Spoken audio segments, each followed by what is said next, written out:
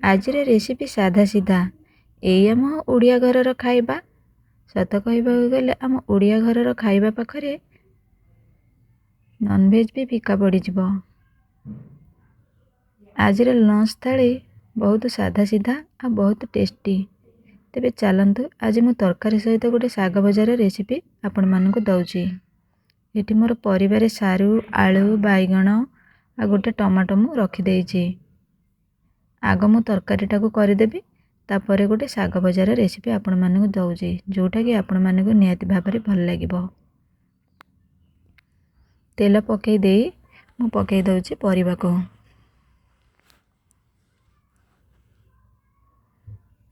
सत कहबाकू गले आम ओडिया घरर खाइबा पाखरे नॉनवेज भी फिका पड़ीजिव। एठी मोर मसला रे अछि जीरा सोरिष अदा पियाज रसुण हलदी गुंड मु पकई देइची लंका गुंड मु पकई देइची आउ गोटे टमाटो स्वाद अनुसार मु लूण पकई दउची।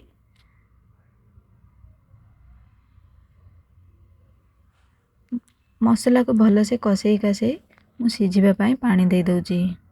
ता भितरे आमे साग पई आउ गोटे परिबा रेडी करिबा।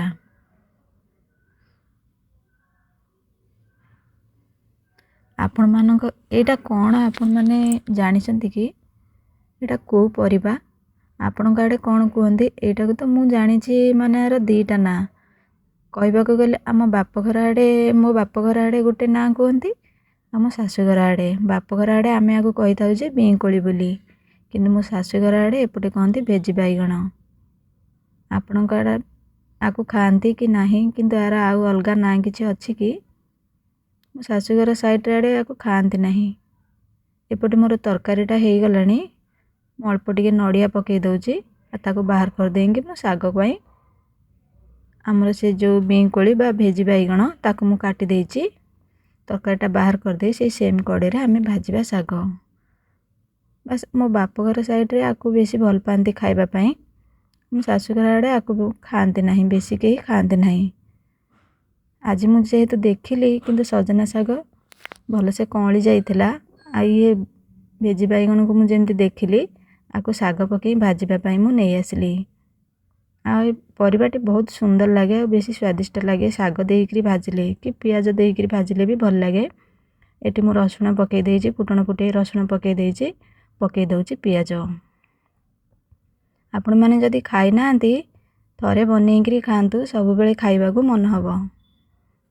मोटी साग को लक्ष्य करी आ भेजी बैगण को लक्ष्य करी पकई दउची लूण तापरे ताकु मु पकई दउची जो बीकोली बा भेजी बैगण ताकु भी टिके भाजी दबा टिके पोड़ी पोड़ी हे गला परे आमे सागटा को पकेइबा। आकु एमती खाली पियाज देइकी भाजिले भल लागिबो आलू सहित पकेइकी भाजिले भल लागिबो साग सहित भी भाजिले पकेइकरी आहुरी टेस्टी लागिबो। आपण थरे बनेइकरी खांतु ना निहाती भाबरे जानि परिबे। आ गोटे कथा आपण मानक साइड रे आकु कोन कुहंती मते कमेंट बॉक्स रे जणेबो। बस मु तार नाटा दी प्रकार ना कहली मो बाप घर आडे जा कुहंती आ मो सासु घर आडे जा भी कुहंती। आपण काडे आ गोटे ना किछि थिबो। रेडी हे गला हमर लंच थाली। वीडियोटी आपण मानक निश्चिंत भल लागिथिबो आ प्लीज आपण मानक आडे से परिबाटीर ना कोन जदि जानिथिबे मते कमेंट बॉक्स रे जणेबे। बाकी रहिला मो वीडियोटी आपनको किपरि लागिला मते कमेंट बॉक्स रे जणेबे। नुआ थली मो चैनल को सब्सक्राइब करिवे। वीडियोटी जदि भल लागि थाए छोट लाइक टिए करिवे। आजिर रेसिपी एतिके रहुची। नमस्कार।